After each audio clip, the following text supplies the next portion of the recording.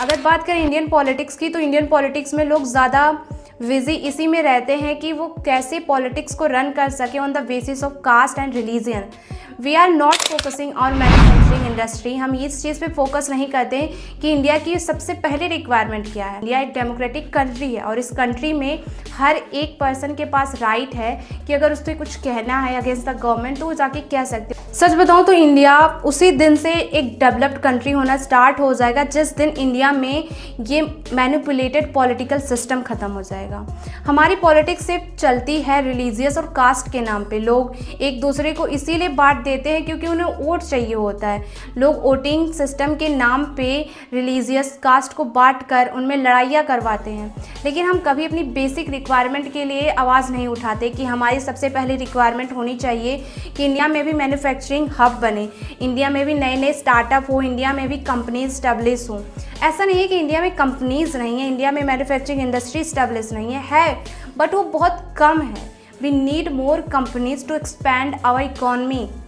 आज इंडिया को ज़रूरत है सबसे ज़्यादा एक एजुकेटेड पॉलिटिशियंस की, ऐसे पॉलिटिशियंस जो सिर्फ कंट्री को वोटिंग सिस्टम के लिए रन ना करें बल्कि उस कंट्री के वेलफेयर के लिए काम करें। उस कंट्री के लिए ऐसे स्कीम्स, ऐसे प्लान बनाए जाए जो शायद उस कंट्री को सिर्फ एक ग्रोइंग इकॉनमी ही ना बनाए बल्कि उस कंट्री में प्रॉस्पेरिटी लाएं, सबका लिविंग स्टैंडर्ड चेंज करें। जितनी भी डेवलप कंट्रीज़ होती हैं वहाँ की उस कंट्री की गवर्नमेंट सिर्फ शॉर्ट टर्म विज़न पे वर्क नहीं करती जो कि सिर्फ इलेक्शन के समय पर होता है, बल्कि ऐसी कंट्रीज़ वर्क करती हैं अपनी लॉन्ग टर्म विज़न पे। भले वो लॉन्ग टर्म विज़न ज़्यादा टाइम लेता है बट वो शायद ऐसा इम्पैक्ट क्रिएट कर सकता है जो कि एक शॉर्ट टर्म विज़न नहीं कर सकता। जापान जैसे कंट्रीज़ में अगर एक ट्रेन 10 सेकेंड भी लेट हो जाए तो वहाँ की मेन अथॉरिटी लोगों से माफ़ी मांगती है, लेकिन भारत देश में आज इसका उल्टा है। मैं मानती हूँ कि भारत देश में पॉपुलेशन ज़्यादा है, यहाँ वो चीज़ें इतनी ज़्यादा अच्छी तरीके से इम्प्लीमेंट नहीं करी जा सकती, बट स्टिल अगर हम खुद को ऐसा बना लें कि हम रूल्स एंड रेगुलेशन को अच्छे से फॉलो करेंगे, टाइमली अपना काम करेंगे तो ये चीज़ें पॉसिबल हैं। हर एक कंट्री में ज़रूरी है कि स्ट्रिक्ट रूल एंड रेगुलेशंस हो। आज भारत देश में नीट जैसे पेपर पिछले साल भी लीक हुए थे और इस साल भी लीक हो गया। क्यों? क्योंकि भारत देश जैसी भारत गवर्नमेंट कभी काम ही नहीं करती कि वो स्ट्रिक्ट रूल रेगुलेशंस लाए।